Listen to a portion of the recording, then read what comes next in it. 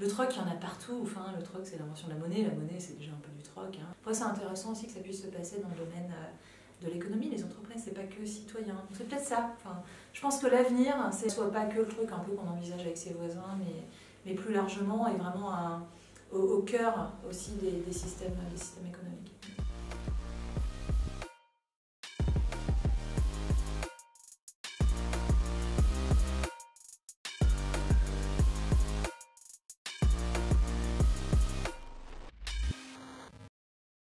Alors l'Institut national de l'économie circulaire, comme son nom l'indique, a vocation à promouvoir l'économie circulaire en France depuis maintenant 9 ans, presque 10 ans.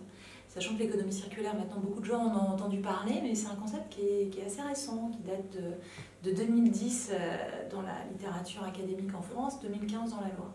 Donc nous, notre travail, c'est avec des entreprises, des organisations de toutes sortes, des collectivités, de montrer ce que c'est que l'économie de la ressource, d'une part, et d'essayer de la renforcer au maximum, que ce soit dans les textes ou dans les textes réglementaires ou dans les changements des organisations.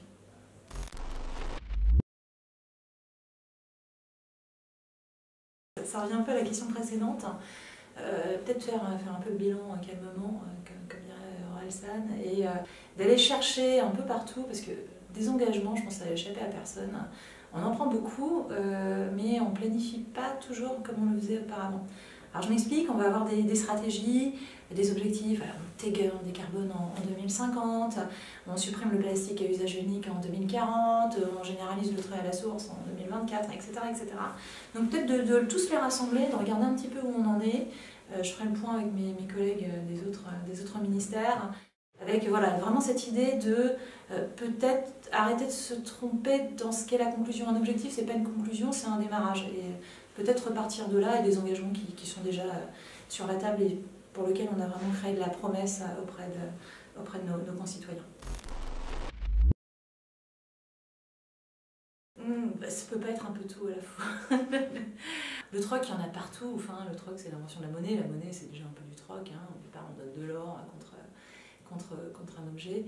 Je pense dans cette idée de réflexion sur l'économie, la fonctionnalité, l'économie du besoin, le troc, on est au cœur de ça. Dire que j'ai besoin d'une perceuse visseuse, j'ai pas besoin d'une perceuse visseuse, j'ai besoin de percer un trou. Le troc, c'est l'essence de ça, ça permet de répondre à la question. C'est vraiment repenser nos besoins de façon différente et finalement beaucoup plus intuitive. Après, c'est intéressant aussi que ça puisse se passer dans le domaine de l'économie. Les entreprises, c'est pas que citoyens. Je pense que l'avenir, c'est la généralisation. Et que ça soit pas que le truc un peu qu'on envisage avec ses voisins, mais plus largement et vraiment au cœur aussi des systèmes économiques. Ben, on espère bien. L'Institut national de l'économie circulaire, un peu comme le port salut, c'est écrit dessus. Donc oui, on espère bien. Donc, sincèrement, je pense que oui. Parce que cet enjeu de ressources, il est partout.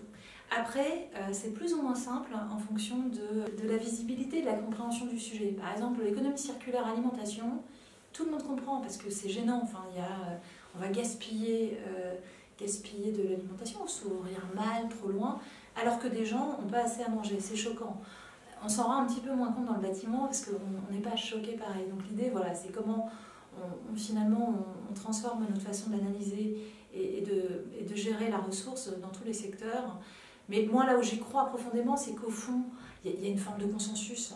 Il n'y a pas d'association, on n'a pas notre jumeau maléfique, l'association de la promotion du gaspillage et de la volonté de balancer les ressources à la poubelle. Donc, au fond, tout le monde sait que c'est indispensable. Voilà, la question maintenant, c'est comment on y va, mais oui, c'est possible. Enfin, c'est pas possible, c'est indispensable.